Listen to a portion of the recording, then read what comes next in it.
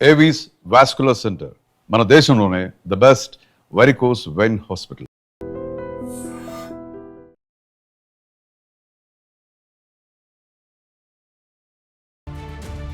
ఈ గ్యాప్‌లో ఆ పెయిన్‌ని ఎలా తీసుకున్నారు? వేరే వైపుకి లైఫ్‌ని షిఫ్ట్ చేసారా? ఆ పెయిన్‌ని ఎలా క్యారీ చేయగలిగారు? Pain it is almost every day ఉంటుంది సినిమా ఏంటి అట్లా. ఆ 10 ఏళ్లలో మనం ఎంత హ్యాపీగా ఉన్నా అక్కడ అది ఉంది కదా అని ఒక చిన్న వెల్త్ అయితే ఉంటుంది. త్రిమూర్తుల విషయానికి వస్తే నా దగ్గర ఒక సరదా క్వెషన్ ఉంది. ఉమ్. హీరోయిన్ పేరు రాశి సింగ్ కదా. ఉమ్. మిమ్మల్ని రాసి వదిలేటట్లేదు. వదలట్లా. రాసి ఉండాలి కదా. ఎప్పుడైనా ఈ గ్యాప్‌లో గానీ, ఈ మధ్య కాలంలో గానీ ఎప్పుడన్నా రాసి, మహేశ్వరి, శ్రీకాంత్ గారు. మీ సినిమాల్లోనే ఎందుకు సార్ పాటలు అద్భుతంగా ఉంటాయి? జాబిలమ్మ నీకు అంత కోపమా, జాజి పూల మీద జాలి చూపుమా. లైఫ్ టైము అలా ఉండిపోతాయి అట్లా. ఆ రోజుల్లో పాటలు చాలా బాగుంటాయి. నా పాటలు మటుకు ఎందుకు బాగుంటాయండి, చంద్రబోస్ గారు, సిరివెన్నెల గారు మీకు చాలా అద్భుతమైన పాటలు పాటలు ఇచ్చారు. యూత్కి బాగా కనెక్ట్ అయ్యే విధానం. యవ్వన వీణ పూలవాన. ఫాదర్ గారు చనిపోయిన తర్వాత మీరు తీస్తున్న ఫస్ట్ మూవీ. ఒకవేళ కానీ నాన్నగారు ఉంటే చాలా హ్యాపీగా ఫీల్ అయ్యేవారు. 100% చాలా హ్యాపీ. మీలాంటి ఒక స్టార్ హీరోని కొడుకుగా పొందారు, ఎంత ఆనందం పొందుంటారు. డెఫినెట్గా. సో ఈ రోజు ఉండుంటే ఏం మిస్ అవుతున్నారు నాన్నగారు? ఆయన ఎంత హ్యాపీగా ఉండేవారు అనేది అది ఒకటి మిస్సింగ్ ఉంది.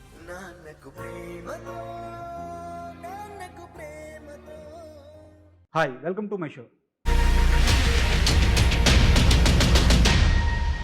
నవీన్ సార్ నమస్తే. నమస్తే. సార్ చాలా ఆనందంగా ఉంది మిమ్మల్ని చాలా రోజుల తర్వాత చూడడం. అయితే మీకు ఇప్పుడున్న రియల్ సిచ్యువేషన్ తెలియడానికి ఒక ఎగ్జాంపుల్ చెప్తాను. మామూలుగా మీడియాలో సెర్చ్ ఇంజిన్లో కీబోర్డ్స్ అని చెప్పి ఒక వర్క్, అదొక ప్రాసెస్. ఆ కీబోర్డ్ కొడితే ఎవరి గురించి ఎక్కువ సెర్చ్ చేస్తున్నాం అనుకుంటాం. లాస్ట్ 48 అవర్స్ నుంచి వడ్డే నవీన్ ఈ కీబోర్డ్ ఎంత వైరల్ అవుతుందంటే, ఎంత ట్రెండింగ్లో ఉంటుందంటే, సో ఏజ్ గ్రూప్తో సహా తీస్తే స్టాట్స్ తీస్తే లేడీస్, చిల్డ్రన్స్ అండ్ జెంజీలు కూడా మీ గురించి తెలుసుకోవడానికి, ఇప్పుడు ఈ సినిమా త్రిమూర్తుల సినిమా గురించి తెలుసుకోవడానికి చాలా ఇంట్రెస్ట్ చూపిస్తున్నారు. ఇది మీ మీద తెలుగు ప్రేక్షకులకి, తెలుగు ప్రజలకి ఉన్న లవ్. 10 ఏళ్ల గ్యాప్ తర్వాత కూడా ఇంతమంది ఇంత ప్రేమ చూపిస్తున్నప్పుడు మీకు ఎలాంటి ఫీలింగ్ ఉంటుంది? I'm absolutely thankful. ఎందుకంటే 10 ఏళ్ల నుంచి నన్ను అలైవ్గా ఉంచింది తెలుగు ఆడియన్స్, నా ఫ్యాన్స్ అండ్ ఎవ్రీబడి. ఎప్పుడు ఏ షోలో అయినా సరే వడ్డే నవీన్ గారు ఎక్కడ, ఆయన ఎందుకు తీసుకురావట్లేదనో, లేకపోతే ఆయన ఏంటి ఎందుకు మీరు అవాయిడ్ చేస్తున్నారనో, అట్లా పాపం వాళ్ళు అవాయిడ్ చేయలేదు, బట్ వాళ్ళ యాంగ్జైటీ కొద్దీ నన్ను గుర్తు చేస్తూ కొన్ని సినిమాలలో లైక్ మ్యాడ్లో కళ్యాణ్ గారు, ఆయన ఇంకో రకంగా గుర్తు చేస్తూ ఇట్లా నన్ను అలైవ్గా ఉంచిన, సినిమాలు చేయకపోయినా అలైవ్గా ఉంచినందుకు I'm really thankful and I really love them. Even మా మీడియా విషయానికి వచ్చాను కానీ iDream media one of the biggest digital platform Telugu స్టేట్స్లో. మాకు ఏదన్నా ఒక మంచి ఇంటర్వ్యూ పోస్ట్ చేసినప్పుడు కింద నవీన్ గారిని ఎందుకు చేయట్లేదు, నవీన్ గారిని ఎందుకు తీసుకురావట్లేదు, మాకు చాలా, మాకే కాదు సార్, తెలుగు మీడియాలో ఉన్న బిగ్గెస్ట్ మీడియా హౌస్ అన్నిటికి కూడా ఇది ఒకనొక టైంకి మాకు ఎలా అయిపోయిందంటే ప్రెజర్ అయిపోయింది. సో ఫైనల్లీ ఆ డే వచ్చింది. సార్ నేను నేరుగా సినిమా విషయానికి వస్తున్నాను. త్రిమూర్తుల విషయానికి వస్తే యాక్చువల్గా నేను చాలా ఇంటర్వ్యూ చూశాను, ఎక్కడ ఈ ప్రశ్న రాలేదు. త్రిమూర్తులు సినిమాలో ఉన్న కాన్ఫ్లిక్ట్ పాయింట్ మీ ఇంటి కథ, అంటే క్యారెక్టర్ పరంగా మీ ఇంటి కథ, లేదంటే సమాజంలో ఉన్న ఒక స్ట్రగులింగ్ కాన్ఫ్లిక్ట్ పాయింట్, ఏం చెప్పబోతున్నారు త్రిమూర్తులు? సమాజంలో ఉన్న స్ట్రగుల్కే, but it is related to my father. Okay. So అలాంటి ఒక డిఫరెంట్ పాయింట్. సార్ సో ఇది ఎక్కువ ఎట్లా ఉంటుందంటే, ఒక పోలీస్ కోర్ట్ రూమ్ డ్రామా, ఒక కేస్, ఈ పరంగా ఉంటుంది. అండ్ కోర్ట్ రూమ్ డ్రామా అన్నారు కాబట్టి చెప్తున్నాను, తెలుగులో కోర్ట్ రూమ్ డ్రామాలు చాలా తక్కువ వస్తాయి. వచ్చిన ప్రతిసారి బ్లాక్ బస్టర్స్ అయ్యాయి. అప్పుడు చెట్టు కింద ప్లేటర్ కానీ, మొన్న రీసెంట్గా కోర్టు మూవీ కానీ, సో చాలా రేరు జనాన్ని పట్టుకున్నారు మీరు. అండ్ సార్ యాక్చువల్గా మీరు ఇండస్ట్రీలోకి ఈ 10 సంవత్సరాల గ్యాప్ తీసుకున్న తర్వాత మిమ్మల్ని నవీన్ నువ్వు రావాలి, నీకు ఒక ఫ్యాన్ బేస్ ఉంది, సో ఎందుకు ఆగుతున్నావు అని మిమ్మల్ని చాలా బలంగా అడిగిన ఒక స్టార్ హీరో ఉన్నారు.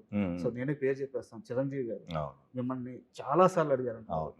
సో ఒక్కసారి ఆ ఎక్స్పీరియన్స్ చెప్పండి సార్, ఎలా అడిగారు, ఏమడిగారు ఆయన? అంటే అట్లా అడగలేదు కానీ ఆయనకి పాపం ఎట్లా అంటే నన్ను ఎప్పుడూ ఒక బ్రదర్ లాగా ట్రీట్ చేస్తారు. ఎఫెక్షన్ ఎందుకో తెలియదు, ఆయన మీద నాకు ఎఫెక్షన్, ఆయనకి నా మీద ఎఫెక్షన్ ఉంటుంది. సో ఆయన పాపం మనసులో ఉండి ఎందుకు చేయట్లేదు ఏంటి, సో అప్పుడప్పుడు ఎక్స్ప్రెస్ చేస్తారు కానీ బట్ నాట్ ఆల్వేస్. సార్ ఆయన అట్లా కూడా ఇబ్బంది పెట్టరు. అది and me director Teja sir, Kalyan Teja అనుకుంటున్నాను సార్. అతను పూరి జగన్నాథ్ గారి దగ్గర అసిస్టెంట్గా కొన్ని సంవత్సరాలు చేశారు. అవును. అండ్ మోర్ ఓవర్ అతను national award winner short films Meena అని చెప్పేసి. యా యా సో అలాంటి ఒక కొత్త డైరెక్టర్, Hmm. సో అలాంటి వ్యక్తిని పిక్ చేసుకోవడానికి కారణం ఏంటి? ఎందుకంటే ఇంత కంబ్యాక్, చాలా పెద్ద కంబ్యాక్, చాలా క్రూషియల్ పీరియడ్ మీ లైఫ్. అలాంటి ఒక ఫేజ్లో అలాంటి ఒక కొత్త డైరెక్టర్ని ఎంచుకోవడానికి కారణం ఏంటి? కమల్ తేజ్ ఏంటంటే ఫస్ట్ ఈ క్యారెక్టర్ నచ్చింది, అది నరేట్ చేసినప్పుడు Kamal, sir director and writer of this film. ఆ క్యారెక్టర్ని ప్రజెంట్ చేసిన విధానం, ట్రాన్స్ఫర్ త్రిమూర్తులు టైటిల్ దాన్ని జస్టిఫై చేసిన విధానం చాలా బాగా నచ్చింది ఈ కథలో. ఓకే. అండ్ ఒకసారి ఇది ఎట్లాంటిది ట్రై చేద్దాం అన్న తర్వాత 1 year నాతో ట్రావెల్ చేసి, కొత్త డైరెక్టర్ ఎందుకంటే ఆ 1 year ట్రావెల్లో 1 year is a long time కదా, ఆల్మోస్ట్ రెగ్యులర్గా కలిసి ఉంటాం.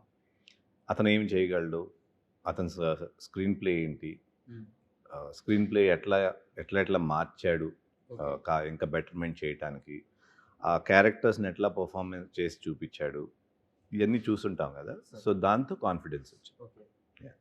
అండ్ మీరు చాలా ఇంటర్వ్యూలో ఇప్పుడు చెప్పింది ఏంటంటే, నేను ఫేజ్ గ్యాప్ తీసుకునే ఫేజ్ రావడానికి కారణం ఏంటంటే, నాకు నచ్చిన నాకు కావాల్సిన క్యారెక్టర్స్ రాకపోవడము, సో ఆ సినిమాలు రాకపోవడం అని చెప్పారు.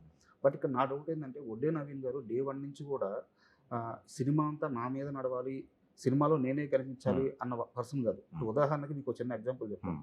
పెళ్ళి బ్లాక్ బస్టర్ మూవీ క్లైమాక్స్లో సుజాత గారు పృథ్వీరాజ్ గారికి విషయం పెట్టి ఆ మండపంకి వచ్చి అట్ట అక్షింతలు వేయంగానే అట్ట నవ్వుతో అతను పడిపోతారు. ఆ మీద ఒక బ్యాక్గ్రౌండ్లో సాంగ్ ప్లే అయ్యి ఎండ్ కార్డు కూడా ఆమె క్యారెక్టర్ మీదే పడుతుంది. సో ఒక సినిమా క్లైమాక్స్ మొత్తాన్ని సుజాత గారికి ఇచ్చేశారు ఆ వయసులో, మీ సెకండ్ మూవీ.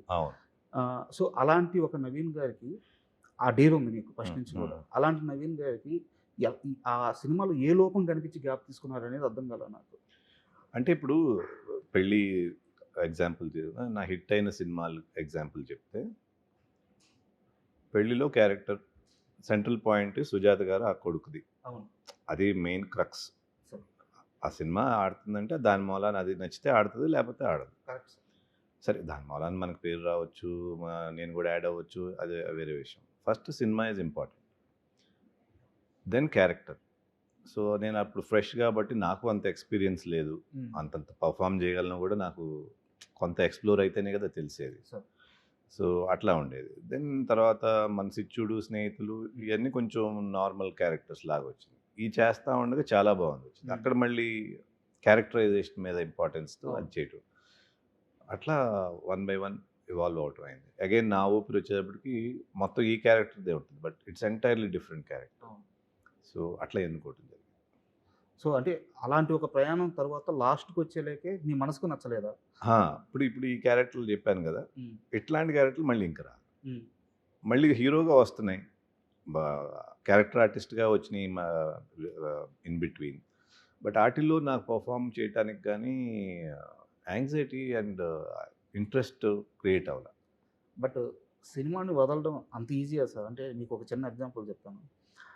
జీవితంలో అన్నీ ఉన్న ఒక కుర్రాడు, ఈవెన్ బీటెక్ చదివేటప్పుడు కూడా ఒక సొంత కారు వేసుకొని సొంత కారులో తిరిగే ఒక కుర్రాడు, యాక్టర్ అవ్వాలని నిర్ణయించుకున్న తర్వాత ఒక బిల్డింగ్లో టాప్లో ఒక రూమ్ మొత్తం తనకి డ్యాన్స్కి, యాక్టింగ్కి కేటాయించేసుకున్న ఒక కుర్రాడు, సినిమాని అమితంగా ప్రేమించే రెయిన్బోలు ప్రాక్టీస్ చేసిన ఒక కుర్రాడు, 10-12 ఏళ్ళ కెరీర్ గ్రాఫ్లో 30కి పైగా సినిమాలు చేసిన ఒక కుర్రాడు, సినిమాని వదిలేయడం అంత ఈజీయా?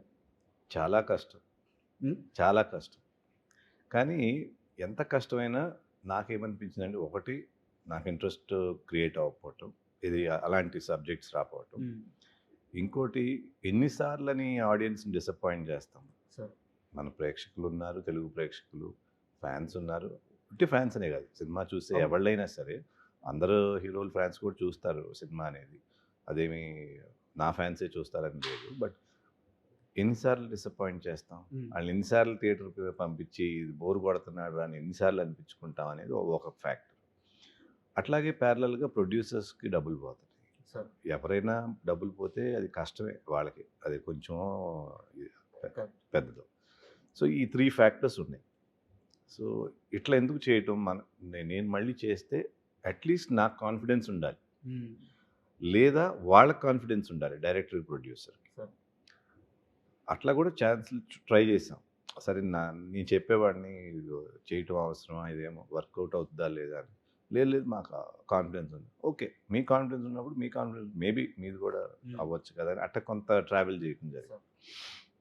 దెన్ ఒక పాయింట్లో ఇంక ఇది ఇట్లా వర్కౌట్ అవ్వదని చెప్పేసి కంప్లీట్గా కష్టమైనా కూడా దిస్ ఈజ్ రిక్వైర్డ్ అని. ఈ గ్యాప్లో ఆ పెయిన్ని ఎలా తీసుకున్నారు సార్? అంటే వేరే వైపుకి లైఫ్ని షిఫ్ట్ చేశారా? వేరే వ్యాపకాల్లో పడిపోయారా? లేదంటే ఆ పెయిన్ని ఎలా క్యారీ చేయగలిగారు? Pain it is almost everyday ఉంటుంది. సినిమా ఏంటి అట్లా అని ఉంటుంది. మళ్ళీ మన లైఫ్లో మనం వెళ్తానే ఉంటుంది. అంటే బ్యాక్ ఆఫ్ ద హెడ్ అది ఉంటుంది, మన లైఫ్లో వెళ్తానే ఉంటుంది. ఎప్పటికీ ఆ ఫుల్ఫిల్మెంట్ రాదు ఆ 10 ఏళ్లలో. మంచి ఫ్యామిలీ ఉంది, అన్నీ ఉంటాయి, బట్ ఆ ఫుల్ఫిల్మెంట్ అనేది మీరు అన్నట్టు ఒక ఆర్టిస్ట్కి మంచి సినిమాలు చేయాలనే తపన ఉన్నప్పుడు అది రన్ అవుతానే ఉంటుంది మైండ్లో. మనం ఎంత హ్యాపీగా ఉన్నా అక్కడ అది ఉంది కదా అని ఒక చిన్న వెల్త్ అయితే ఉంటుంది. అంటే ఎందుకు అడిగానంటే సార్, మీ గురించి తెలుసుకునేటప్పుడు హీరోగా అవ్వాలని మీరు ఫిక్స్ అయిపోయిన తర్వాత అంత ఈజీగా మీకు ఆ ట్రాన్సాక్షన్ జరగలేదు హీరో అవ్వడం. అవును. సో మీరు ప్రాక్టీస్ చేస్తూ నైట్స్ పైన లైట్ వేసుకుని మీరు ప్రాక్టీస్ చేస్తూ రెయిన్బోలో కష్టపడింది కూడా తెలుసుకున్నాను అనమాట. సో సినిమాని అంత ప్రేమించిన వ్యక్తి కాబట్టి. సినిమా అంటే నాకు చాలా చాలా ఇష్టం సార్. నేను యాక్టర్ అవ్వాలనేది నాకు బిగ్గెస్ట్ ప్యాషన్. అట్లాగే వచ్చాను నేను సినిమా. మా ఫాదర్ ప్రొడ్యూసర్ అనో లేకపోతే ఊరికనే అవకాశాలు వచ్చేస్తాయనో రాలా. యాక్చువల్గా మా ఫాదర్ ప్రొడ్యూస్ అయినప్పటికీ మా ఫస్ట్ సినిమా మేము రిలీజ్ చేయలేదు. బయట నుంచి ఆఫర్స్ వచ్చి మళ్ళీ దాని నుంచి రావటం జరిగింది. So there were lot of difficulties, pain ఉండింది, బట్ అచీవ్ చేయాలనే సంకల్పం మటుకు చాలా స్ట్రాంగ్. ఆ సంకల్పమే వాళ్ళ ఇప్పటి వరకు తీసుకొచ్చింది.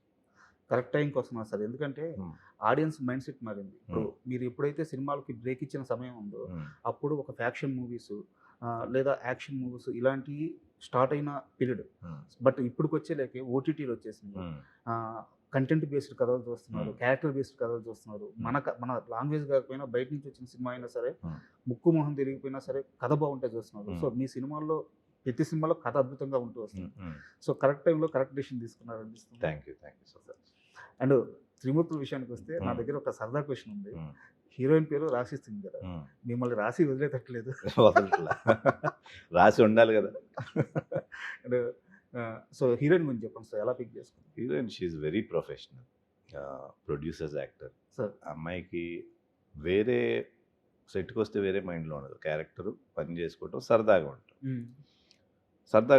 అది కూడా టు మేక్ కంఫర్టబుల్గా అందరికీ. ఈగో ప్రాబ్లమ్స్, హై హెడెడ్నెస్ ఇవన్నీ ఏమి ఉండవు. Performer, she's an excellent performer. నా ఉద్దేశం నా అమ్మాయికి ఏ క్యారెక్టర్ ఇచ్చినా బాగా చేయదు, బట్ మంచి క్యారెక్టర్స్ పడాలి కదా ఎవరికైనా. అండ్ ఎలాగో రాశి గారి ప్రస్తావన వచ్చింది కాబట్టి, సో రాశి గారితో మీరు అద్భుతమైన సినిమాలు చేశారు. సో ఇప్పుడన్నా ఈ గ్యాప్లో కానీ ఈ మధ్యకాలంలో కానీ ఎప్పుడన్నా మీరు నటించిన హీరోయిన్స్ని కానీ హీరోస్తో కానీ కలవడం కానీ మాట్లాడడం కానీ ఎప్పుడన్నా ఎవరితో ఎక్కువ ఫ్రీక్వెంట్గా కలుస్తారు?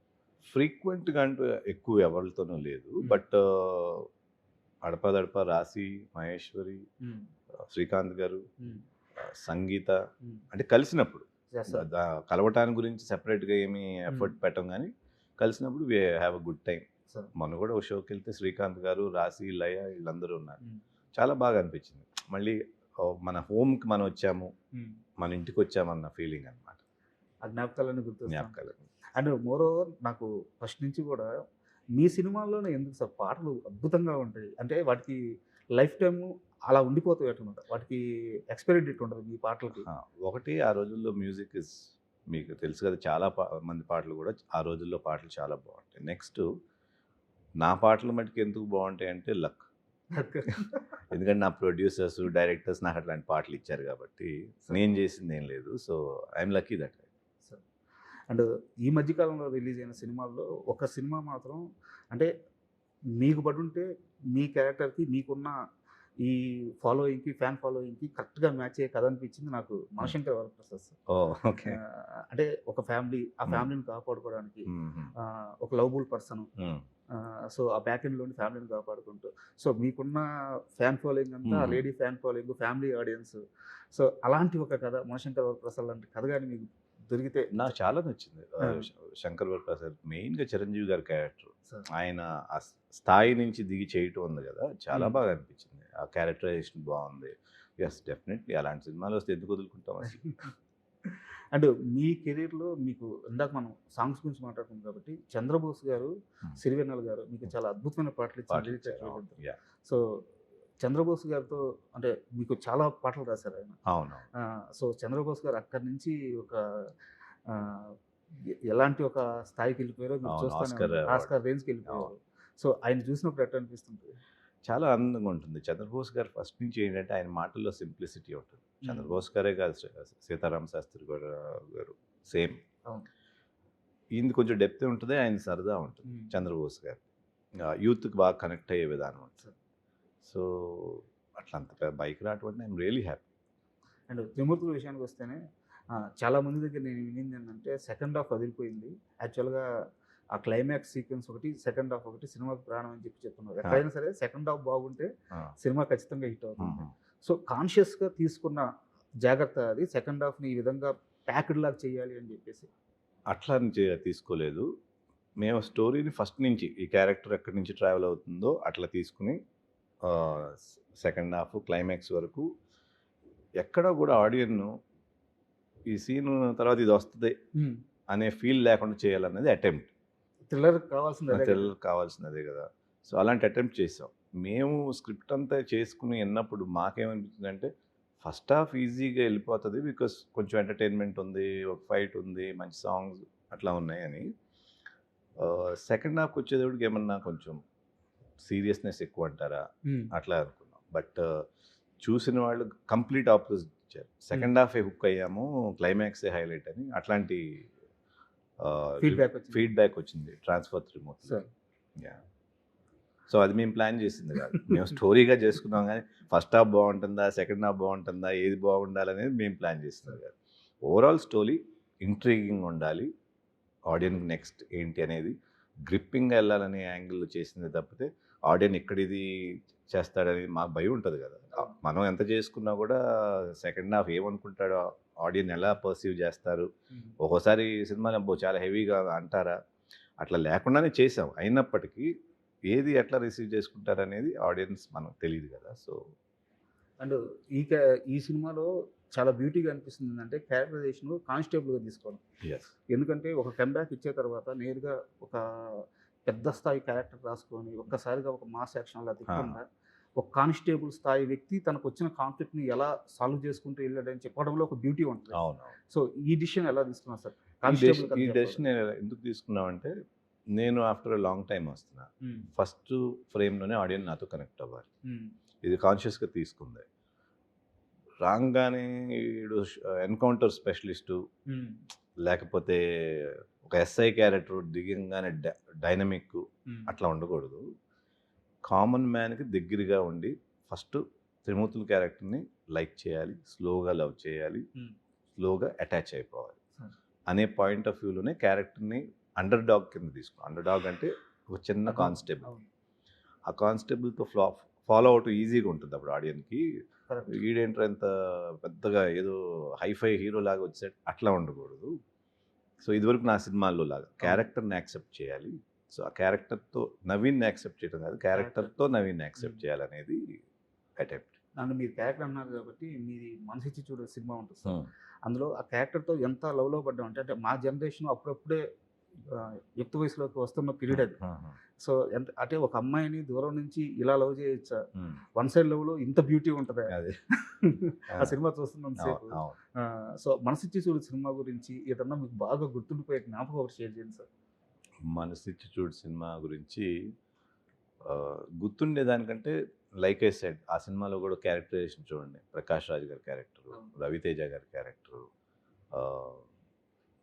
సుహాసిని గారి క్యారెక్టరు అన్నీ ఒక మన ఇళ్లల్లో ఉన్న ఒక రియలిస్టిక్. నా ఫాదర్గా చేసిన వెంకటేశ్వరరావు గారి క్యారెక్టరు, నా క్యారెక్టర్ అవునండి. ఇప్పుడు ఫాదర్ అంటే భయపడుతూ కొంచెం జాగ్రత్తగా ఉండే and the whole thing has earthiness. మన విలేజ్లో మన అట్మాస్ఫియర్లో ఉంటే ఎట్లా ఉంటుందో మన కళ్ళ ముందు జరిగే కథలాగా ఈజీగా అటాచ్ అయ్యే కథలాగా ఉంటుంది. సో అట్లా it's a very good placed film. And దాంట్లోనే బోడి చదువులు వేస్ట్ అని చెప్పి ఒక మ్మ్. సాంగ్ రాశారు సిరివెన్నెల గారు. ఉమ్, ఆ సాంగ్ గురించి ఎన్ని దశాబ్దాలు చర్చ జరిగిందంటే అవును. ఆయన ఆ రోజు రాసిన ప్రతి మాట ఇప్పుడు కాలమానానికి ఇప్పుడున్న పరిస్థితులకి యాప్ట్గా సరిపోతుంది. ఎప్పటికీ సరిపోద్ది, అది యూనివర్సల్ కదా. అండ్ త్రిమూర్తులు సినిమాకి మీరు ప్రొడ్యూసర్గా కూడా బాధ్యతలు తీసుకున్నారు. ఇది అంటే హీరోగా మీరు ఆల్రెడీ చేస్తున్నారు, ఓకే. నిర్మాతగా మీరు సినిమాలు చేస్తున్నా సరే ఇది ఇప్పుడున్న పీరియడ్ మారిపోయింది అనమాట. సో ఎలాంటి ఛాలెంజ్ ఫేస్ చేయాల్సి వచ్చింది నిర్మాతగా? ఛాలెంజెస్ ఏం లేవు నిజంగా అయితే, సార్. ఎందుకంటే టీం అట్లా కుదిరింది. అసలు మాలో ఎవరు నేను డైరెక్టర్ అను, హీరోనో, హీరోయిన్ అనో, లేకపోతే లేదు. అందరూ ఈ సినిమా అట్లా ఉన్నప్పుడు ఏమవుతుందంటే మిగతా అన్నీ పోతాయి. పొద్దున్నే లేస్తే షూటింగ్కి వెళ్ళాలి, ఆ సినిమాని ఎట్లా బాగా చేయాలి, ఇదే ఉంటుంది మైండ్లో. అలా ఉన్నప్పుడు ఇంక ఛాలెంజెస్ ఏముంటాయి? అంటే అండ్ స్క్రిప్ట్ ప్రీ డిఫైన్డ్గా ఉంది, సార్. ఇది బౌండెడ్ స్క్రిప్ట్తోనే వచ్చాం మేము. సో అందరికీ అన్నీ తెలుసు, అందరికీ రీడింగ్ ఇచ్చాం మొత్తం యూనిట్కి. సో వాళ్ళకి ఏంటంటే ఎవరికాళ్ళు నేను చేయాలి బాగా. ఇప్పుడు మీరు చెప్పినన్ని వర్క్లో సరిగ్గా సాగిపోవడానికి పర్ఫెక్ట్ ప్యాటర్న్ అది. బట్ నేను అడిగేది ఏంటంటే ప్రొడక్షన్ కాస్ట్ చాలా పెరిగిపోయింది. ఎస్, కాస్ట్ పెరిగిన మాట వాస్తవం, చాలా పెరిగిపోయింది. బట్ అట్లా ఉంది, ఏం చేయాలి. సో సిద్ధమై దిగారు. సిద్ధమైంది. అండ్ బ్యూటీ ఏంటంటే ఓటీటీ అసలు చాలా ముందు క్లోజ్ చేసేసారంట. వాళ్ళకి చూపించగానే సినిమా చూపించాము. జనరల్గా షో రూల్ చేస్తారు, 5 minutes షో రూల్. అట్లా వదిలే సినిమా చూసేమని వాళ్ళకి పంపించాము. Within 1-2 days they closed it. But అంటే యాక్చువల్గా మూవీ మనం చెప్పుకున్నట్టు చాలా మంది చెప్తున్నారు సార్ బయట కూడా. నాకు మీ డైరెక్టర్ కమల్ తేజ నాకు కొంచెం తెలిసిన వ్యక్తి. సో వాళ్ళు చెప్పే లెక్క మూవీ చాలా బాగా వచ్చింది.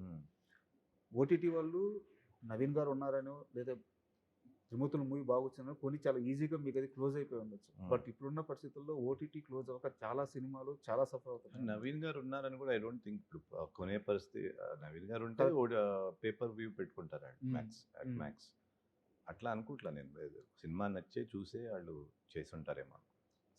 అండ్ మోరోవర్ ఈ గ్యాప్లో ఈ 10 ఏళ్ల గ్యాప్లో మీకు బాగా ఆశ్చర్యంగా అనిపించిన ఒక హీరో సక్సెస్ అంటే ఏ హీరో పేరు చెప్పారు? ఇక్కడి నుంచి ఎక్కడికి ఎదిగాడు, సూపర్ ఎదిగాడు అని ఈ గ్యాప్ ఈ 10 ఏళ్లలో